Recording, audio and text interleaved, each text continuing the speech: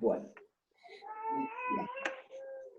Lo que yo les propuse, lo que les mandé como bibliografía, son 3 sistemas psicológicos, ¿sí?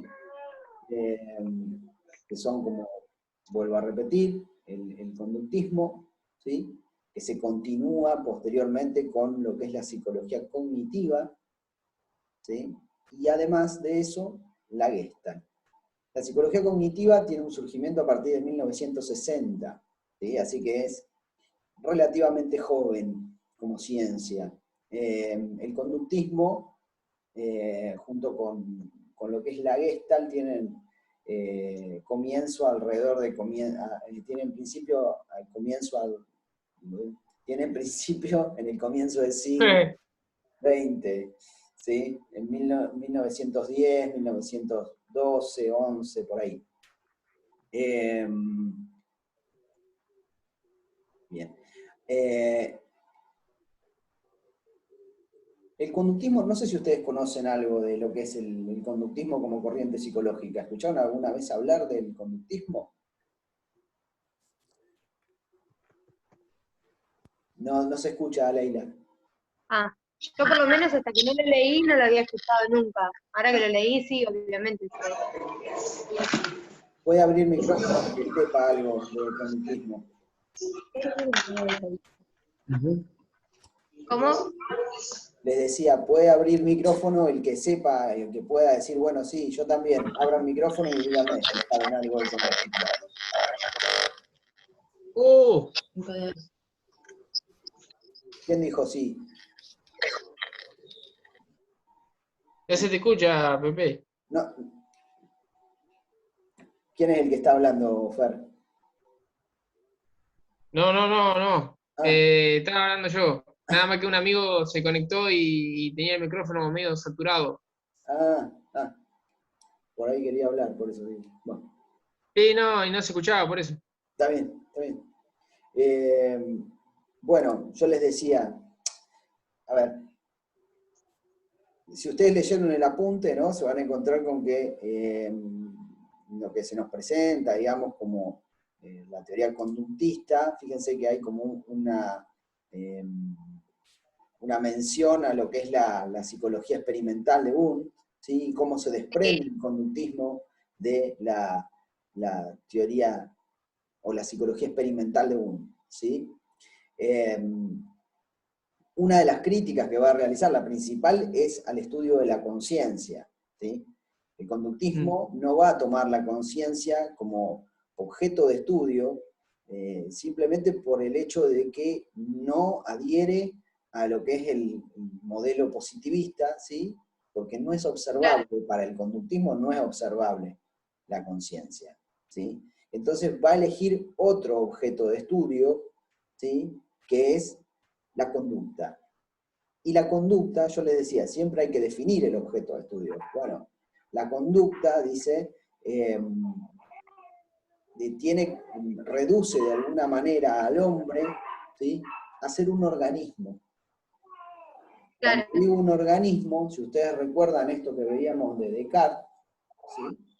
¿Se acuerdan que había una división entre, por un lado, el alma, o si quieren, la conciencia, ¿sí? O lo que se llamaba él la sustancia pensante, y por otro lado, la sustancia extensa, ¿sí? Entonces el ser humano lo podíamos pensar como una conciencia, pero que también tenía un organismo. Bueno, ese organismo, ¿sí? Va a ser el objeto de estudio, por lo menos que va a tomar las conductas de ese organismo, ¿sí? Va a ser el objeto de estudio de la psicología del conductismo, ¿sí? Como psicología. Desde este punto de vista, o sea, hay una reducción o una negación ontológica de lo que sería la conciencia. ¿Qué quiere decir ontológica? Le quitan valor de ente, ¿sí? No nos interesa tanto como ente de estudio, ¿sí? La conciencia. No es que no nos interesa tanto, no nos interesa nada de eso, dice el conductismo, ¿sí? Claro, porque la conducta es algo que se puede observar, experimentar y modificar. En eso se basa. La modificación al pensamiento del conductismo. Muy bien, sí. Con la conducta se puede experimentar. Pero además, claro, como vos decís, es un ente observable la conducta. Fíjense que el conductismo, ¿no? Hay un pequeño esquema que plantea, ¿no? Ahí en la segunda hoja de lo que les di, de la psicología conductista, que dice, son 3 cuadraditos y dice estímulo, mente, que queda ahí como medio en gris, y respuesta. ¿Sí? No sé si lo pueden ver, si no se los muestro como lo estoy viendo yo. Sí, ya lo puedo ver. Yo la vi. ¿Sí, todos? Bueno, bien, lo tienen presente, bárbaro. Entonces, fíjense que ahí lo que va a decir el conductismo, ¿sí? Es que a nosotros nos interesan, digamos, los estímulos que entran, ¿sí? En ese organismo, que es el ser humano, y las respuestas que se producen. ¿Sí? Vamos a estudiar eso. O sea, vemos el estímulo, podemos observar el estímulo, podemos observar la respuesta. Entonces nos vamos a focalizar en eso. Y lo que queda en el medio, que es la mente, dice ahí, ¿no? Lo que queda en el medio no nos interesa. Es un epifenómeno. ¿Sí? ¿Qué es un epifenómeno? Algo que no tiene relación de vital importancia con respecto a lo que sucede, a lo que vamos a estudiar. ¿Sí? Para el conductismo, bueno, ahí da un ejemplo que es decir que como que el ruido es el ruido del motor, digamos, la mente. Bueno, no es una metáfora muy linda, pero plantea eso, ¿no? Algo que es epifenómeno es algo que no participa de la causa. O sea, si nosotros queremos entender por qué un ser humano se comporta como se comporta, la conducta que produce, que en realidad la conducta tiene que ver con esto, con la relación entre un estímulo y una respuesta, ¿sí? Si queremos entender eso, ¿por qué ante tal estímulo el ser humano reacciona de tal manera? Bueno, si queremos entender eso, la mente no nos sirve, dice el conductismo. Lo que tenemos que estudiar son estas relaciones entre estímulos y respuestas, ¿sí? Lo que sucede ahí en el medio queda como una caja negra. ¿Saben lo que son las cajas negras? La de los aviones. Sí. Bueno, digo, lo que pasa ahí no sabemos. Entran cables, salen cables, pero no sabemos qué pasa ahí, en el medio, ¿sí? Obviamente, para los aviones son importantes porque la caja negra es la que graba todas las, lo que se va produciendo ahí en el Todas las vuelo, ¿no? intenciones que tengan, todas Y en las caso comunicaciones de de base. accidente. A ver, perdón, no sé quién. A ver, Luis. Sí. ¿Qué? Yo había dicho que bueno, las cajas negras son para grabar en caso de un accidente. Así que son Exactamente. importantes. Claro, son importantes. Lo que pasa es que Claro, en este caso la mente es quien va a generar la respuesta, pero no va a ser condicionante de esa respuesta al estímulo. claro, claro. Para el conductismo no importa lo que suceda ahí, lo que haya como grabación, digamos. No sucede, no importa lo que pasa en el medio, importa lo que se generó como estímulo y lo que se surgió de ese estímulo como respuesta.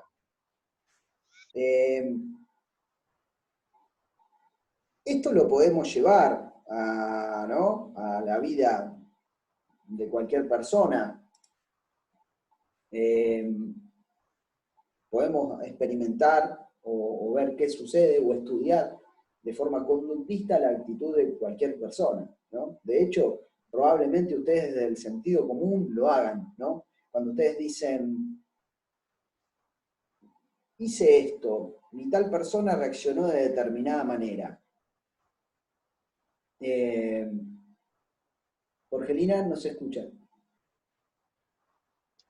Lo que estás diciendo es más o menos como terminó la charla, el debate del otro día, de poder ver la conducta en otra persona. Qué bueno, qué Sí. suerte que tengo de que tiene que ver continuidad esto.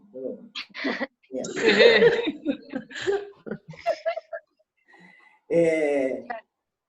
Claro, Bueno, muy bien. Sí, sí, yo me acordaba un poco de esto, de las discusiones que se planteó en la clase pasada. Digo, es un modelo de abordaje del ser humano, y no crean que por ser un modelo que está o una psicología de comienzos del siglo XX, ¿no? No tiene actualidad, porque el disciplinamiento, que es la forma que encontraron las instituciones modernas de vérselas con la conducta del hombre, tiene muchísimo de conductismo, tiene muchísimo, ya lo vamos a ver. Y de hecho, ese disciplinamiento o ese tipo de relación que tenemos socialmente, ¿no? Para manejar o para coordinar o direccionar a los individuos dentro de las organizaciones, por ejemplo, todavía se sigue implementando. Es más, de hecho, en algunas de las ideas que tiraban ustedes el otro día, que compartieron acá con nosotros, en donde decían, bueno, ahí, entonces, ¿qué hago ahí? Bueno, tienen características, o toman modelo, digamos, en esta psicología.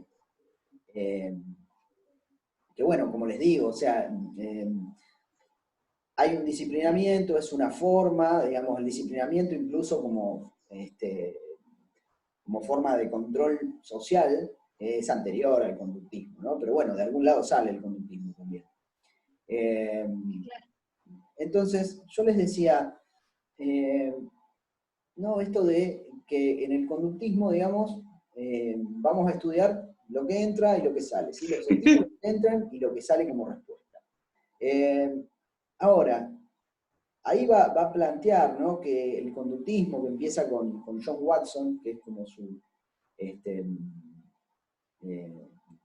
fundador de alguna manera, se sirve de experimentos que habían realizado otros.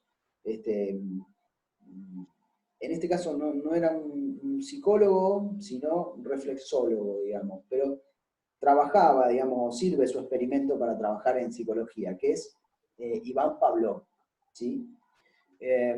No me interesa tanto los nombres, ¿no? De los conductistas, que en definitiva ahí son 4 en el comienzo, que son Watson, Pavlov, Skinner y Thorndike.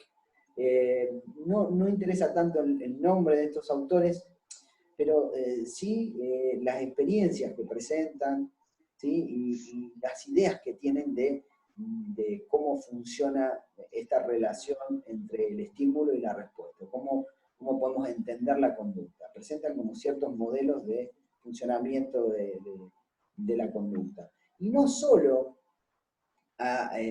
fíjense, no solo al conductismo les interesaba explicar de alguna manera, ni siquiera explicar. Si ustedes piensan en el esquema positivista que decíamos anteriormente, lo que le interesaba al positivismo era conectar hechos observables entre sí. El estudio de la causa, de por qué se producía eso, al positivismo no le interesaba. ¿Sí? Porque decía que era metafísica eso, que no le interesaban las causas últimas, de por qué pasa esto. Sí me interesa ver qué fenómenos se relacionan con qué otros, o sea, qué estímulo produce determinada respuesta, y ver si eso se establece como ley, si hay una relación entre este estímulo y esta respuesta. ¿Para qué? Para de alguna manera describir los hechos, pero también para poder, y esto es importante para la psicología, para poder predecirlos, ¿sí? Y yo diría que un poco más allá, también poder controlarlos, ¿sí? Por eso les decía que la psicología conductista tiene mucho de relación con el disciplinamiento y con el control social, ¿sí? Claro. Y fíjense, ¿no? El tipo de experimento que nos presenta este autor, digamos, tomándose de Pavlov, digamos, muestra cómo se produce lo que en el conductismo se entiende por condicionamiento clásico y condicionamiento operante. Son dos modelos, ¿sí? De cómo controlar de alguna manera la conducta, ¿sí? En uno de ellos, bueno, me olvido de decir algo que es muy importante. Como el hombre, digamos, era entendido como un organismo, la forma de estudiar que va a tener el conductismo es tomando como modelo la psicología animal, porque en la psicología animal también hay, ahí tenemos ejemplo, ¿sí? Ruido de ejemplo. Alguien que condicione ese perro, por favor. Un acto reflejo. Es chiste, está bien, déjenlo vivir, pobre. Lo que Perfecto. digo que desde el modelo de la psicología animal o los experimentos con animales, ¿sí? Se va a tratar de entender cómo funciona también el ser humano. ¿Sí? Se va a extender lo que se explica o lo que se experimenta con animales al ser humano. Entonces, el experimento que plantea, por ejemplo, el condicionamiento clásico de Pavlov, ¿sí?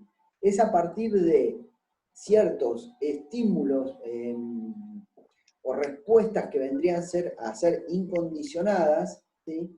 Y cómo se produce un condicionamiento, ¿sí? De una respuesta condicionada. A ver, les pongo el esquemita, les comparto el esquemita, a ver, espero que no se corte.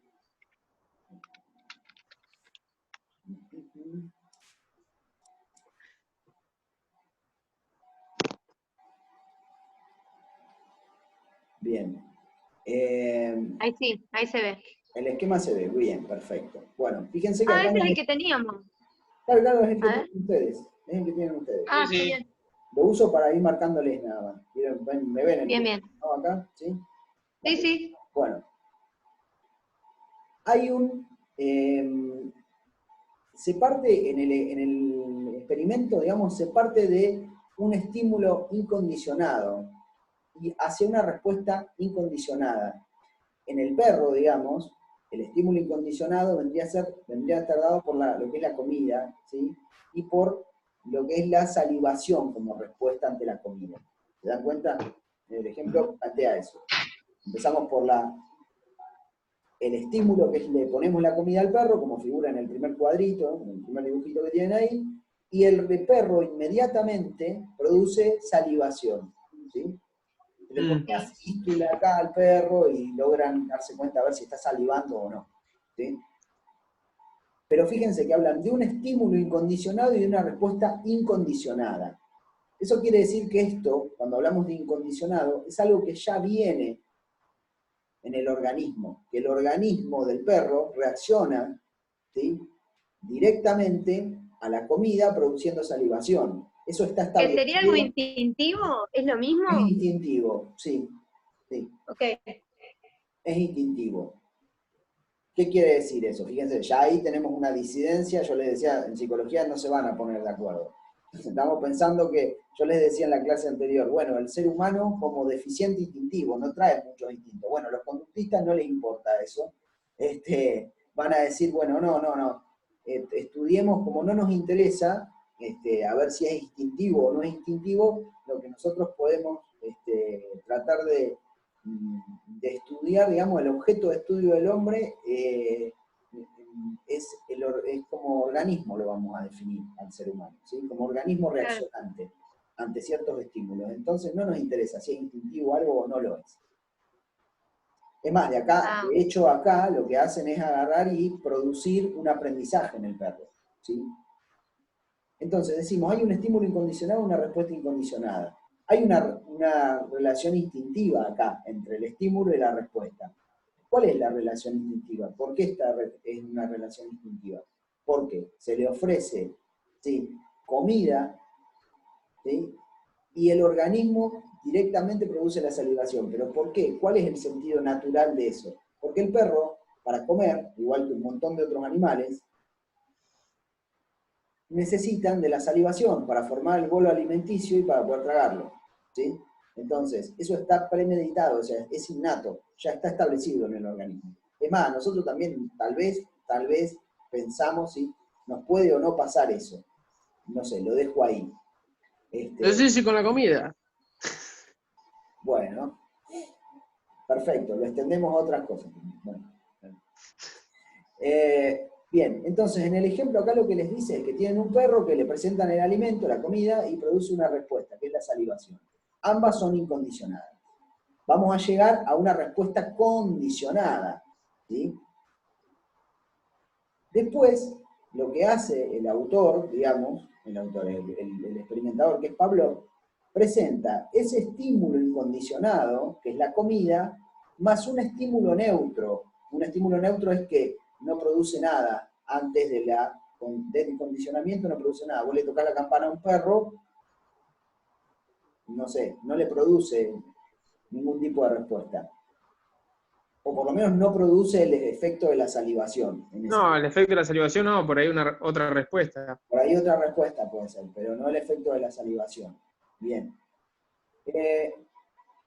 Cuando dice más es porque aparecen asociados, ¿sí? Como pueden ver en el segundo Claro, gráfico. eso lo que para mí es como que lo que hace es asociar el estímulo incondicionado más el estímulo neutro.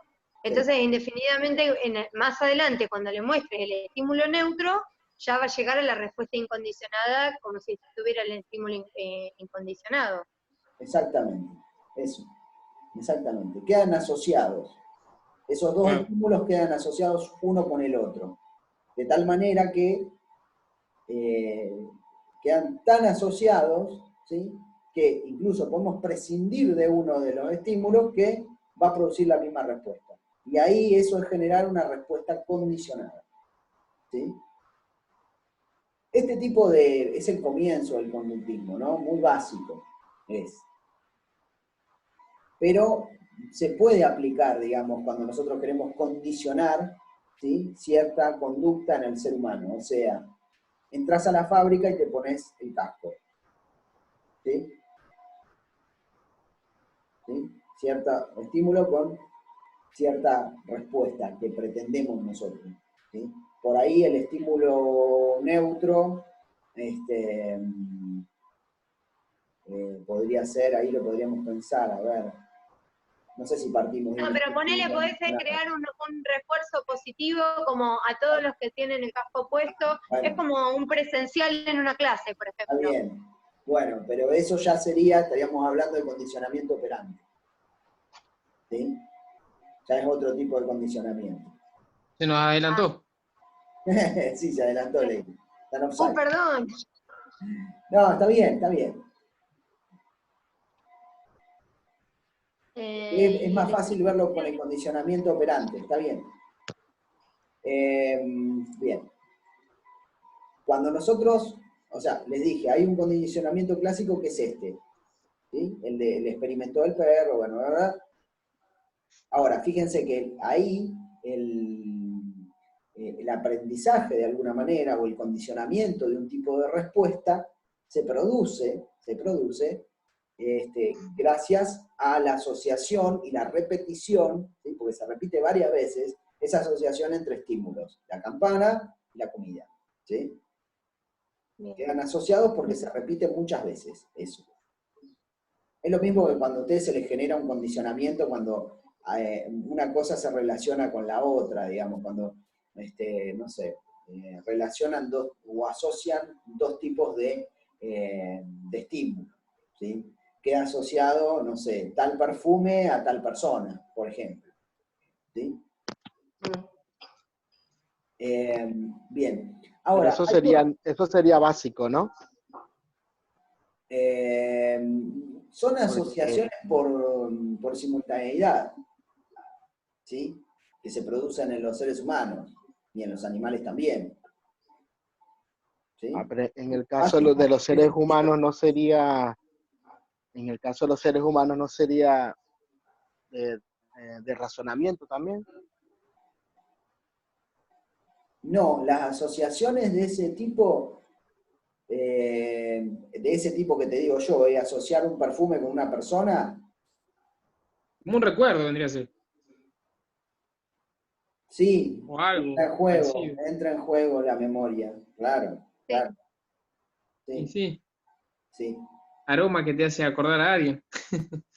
Claro, queda asociado el aroma, el perfume, con la persona. La persona. Por ahí vos, no sé, lo sentiste en otro lado.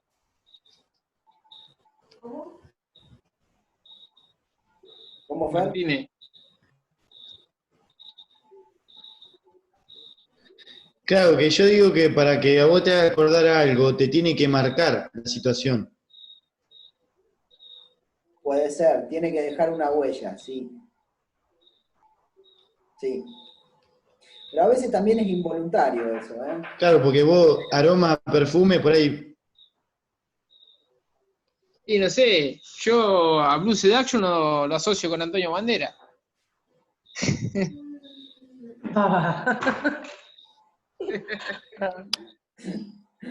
Bueno, bien. El tema es que no solo las asociaciones, ese tipo de asociaciones, son muy fijas, ¿sí? A veces. Quedan fijas. Y después no podemos dejar de asociar una cosa con la otra, lo cual no está bueno a veces para el ser humano, ¿sí? Porque no todas las situaciones presentan esa condición, digamos. A ver, si nosotros, es más, hagamos una triple asociación, asociamos un perfume con una persona y esa persona además nos cae mal, ¿sí? Claro. Una Como las triple asociación, canciones. qué bien. No compramos Es como nunca la más re- este perfume. Que no se acordara esa persona. Claro, pero puede ser, o O, que esté o relacionado. la relación de la relación de una persona cuando la relacionás con una canción específica. Bueno, también, sí. El tema es Puede el ser. problema es que después no podés seguir escuchando esa canción, ponele, si la persona no te cae bien, o si no tenés Justamente, Claro. La sacás de la lista del Spotify. depende de la conducta que tengas. Pues si estás medio arrancado verde, vas en el auto, escuchás la canción, bloom, al estéreo. Depende. No, la ponés más fuerte y la cantás. Sí, claro. Bueno, bien. Bueno, para seguir un poco, sigamos un poco con esto, digo, esa es una forma de pensar, digamos, cómo se produce el aprendizaje o cómo producir control en la conducta del ser humano, cómo predecir y cómo inducir a partir de ciertos estímulos ciertas respuestas. Lo vamos a ver mucho, ¿saben dónde? En las publicidades. A eso. ¿Sí? Y sí, Muchísimo. es lo que te quieren vender. Claro, y que asocie cierta idea con cierto producto, con Claro. cierta idea de felicidad, de una forma u otra, ¿no? Ideas, colores. Todo, lo que vos quieras podés, de alguna manera. Son mensajes subliminales. Y como en la propaganda de Coca-Cola, ponele, Sí, que está exactamente. hecha justamente para eso. Sí, la La felicidad. propaganda de Coca es felicidad pura. Sí, son varias cosas. Bien, ¿vieron cómo se usa el conductismo? Después tenemos otro tipo de conductismo u otra variación del conductismo que tiene que ver un poco con lo que decía Leila, que es el condicionamiento operante. En el condicionamiento operante lo que aparece, digamos, como de alguna manera como novedad, es la existencia de lo que Leila ahí llamaba como los refuerzos, ¿sí? Refuerzos positivos, ¿sí? Refuerzo positivo o refuerzo, también existe el Negativo. refuerzo negativo, ¿sí? Pero ¿qué significa esto del refuerzo, no? Es simplemente, es algo como muy simple, ¿no? Nosotros tenemos la noción como de premio, ¿sí? De premio y no de castigo, ¿eh? No, porque el castigo es otra cosa distinta al refuerzo positivo y al negativo. Dejemos de lado la cuestión del castigo, porque generalmente el castigo no funciona bien. Sí el refuerzo positivo y sí el refuerzo negativo. El refuerzo positivo es cuando alguien realiza, es otro tipo de concepción, no basada en un estímulo, sino en las consecuencias de la conducta se basa. Claro. O sea, si alguien hace la conducta que yo quiero, agarro y le doy un premio. Claro. ¿Sí? Claro. En eso se basa el refuerzo positivo. ¿Sí? Depende del resultado de la conducta. Si es el que a mí me interesa, lo voy a reforzar. ¿Sí? Si a mí me interesa que ustedes, no sé, hagan las tareas, les pongo buena nota. El que hagan bien las tareas, más nota todavía. ¿Se entiende? Claro. Sí. Sí. El refuerzo negativo es al revés. Yo los tengo en una situación de alguna manera displacentera o no, o que no Incómoda. es incómoda, sí, exactamente, y si ustedes producen la conducta que yo quiero, la saco de esa situación incómoda. ¿Sí? Ese sería el refuerzo negativo. Los dos tienden a lo mismo, tienden a reforzar, ¿sí? Reforzar cierta respuesta. ¿Mm? Bueno, Pregunta, sí, porque acá habla de castigo en el texto. sí. Digo, ¿cuál sería la diferencia que podría llegar a generar en la conducta? ¿Un castigo? Porque en realidad si vos me pones a mí en una situación incómoda por una conducta que a vos no te gusta, también debería, o sea, ¿sería un castigo eso también? ¿O No, el no? castigo No lo es, entendí ahí. castigo es producir algo, ¿sí? Claro. Producir algo lesivo para vos, displacentero, como quieras llamarlo, ¿sí? Algo que no te conviene, algo incómodo, a partir de una determinada conducta. Claro. ¿Sí? Si nos Sí. vamos a los romanos, ahí había mucho castigo. No sé, La época no romana. sé de qué hablas. La época romana ahí, donde se castigaba a los que pensaban diferente a ellos, digamos. Bueno, sí, en todas las... A ver, Bueno, hola, bienvenido al 2020, que también pasa un poco todo esto también. Está claro, bien, tiene que pasar a veces. el castigo... El castigo... ¡Horror! Piensen Pará. en esto, piensen en lo siguiente. O No sea, lo vamos a crucificar, pero bueno. ¿de qué están hablando? No sé, yo No, te de la estoy conducta. hablando de esto, no sé qué, no entendí. Basta de alusiones.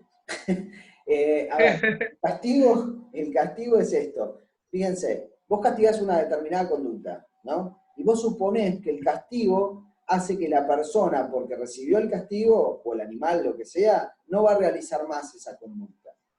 El problema es que la persona no asocia, digamos, esa conducta con el castigo. Ajá. ¿Se dan cuenta? Lo que queda asociado no es esa Como conducta cuando. con el castigo. Es como cuando te sancionan en un trabajo, ponele, te cuentan plata en tu Sí. recibo de sueldo, y por la conducta que vos tuviste, y volvés a hacer la conducta porque sos de esa manera, digamos. No entendiste Porque el no fin de por terminaste qué. de asociar, decís vos. Y sería más o menos así un castigo, diría yo. O sea, la persona no terminó de comprender qué es lo que quiere la otra. Claro, pero es inespecífico porque o sea, es más fácil premiar una conducta que haces bien Y sí, que castigar una conducta que haces mal. ¿Por qué? Porque puede hacer un montón de conductas que haces mal. ¿Sí? Es mucho más difícil el trabajo en ese sentido de condicionar. Claro, va a ser más fácil asociar con un refuerzo A lo positivo a una positivo que a lo conducta negativo. buena a que una negativa por algo que vos no hiciste. O sea, lo que se debería sería... no, pero bueno, a veces el castigo de alguna manera es necesario, diría Bueno, yo. Pero sí, una cosa, el disciplinamiento parte Porque de una ahí. conducta en una empresa, una conducta negativa en una empresa que genere un problema, digamos, tiene que ser sancionado de alguna manera. Es como si el día de mañana yo le digo a algún empleado que se tiene que poner los lentes para hacer tal tarea y no se los pone, entonces yo lo tengo que informar y después el encargado lo sanciona. Bueno, acá el tema es que estás trabajando con un determinado modelo del ser humano, que es el del conductismo, ¿sí? Que también es limitado en términos de poder entender por qué se produce algo, ¿sí? Vos ahí estás sancionando de alguna manera, pero eso no quiere decir que, digamos, es un modelo de los animales, el del conductismo, aplicado al ser humano. El ser humano es un poco más complejo, ¿sí? o sea que sería más fácil llegar a la respuesta condicionada con estímulos positivos a que a la respuesta condicionada con estímulos negativos. es que no llegás a la respuesta condicionada con estímulos negativos. Con castigo no llegás a la respuesta condicionada. Ah, esa es la diferencia, claro. Eso es lo que yo no terminaba de entender. No te garantiza el condicionamiento de la acción. Claro, A ver, claro. te queda menos de un minuto, ¿eh? Sí, claro. Ah, está quedando un minuto, sí, sí. Claro, No, te queda menos de un minuto por si querés hacer. Puse otra reunión. Bien. Ah, Y otra. listo, No, no, listo. lo que yo les decía es esto. A ver, en el castigo, ¿sí? Lo que es objeto de castigo es una conducta, pero no está produciendo ningún tipo de condicionamiento ahí. ¿Sí? No estás produciendo condicionamiento. Condicionamiento producís cuando estás incentivando a que una conducta se repita, ¿sí? A que vuelva a ocurrir una conducta que a vos te parece positiva. Claro. ¿Sí? Le das refuerzo. Claro. En lo otro, sí, puede ser que desestimes en el castigo, pero no es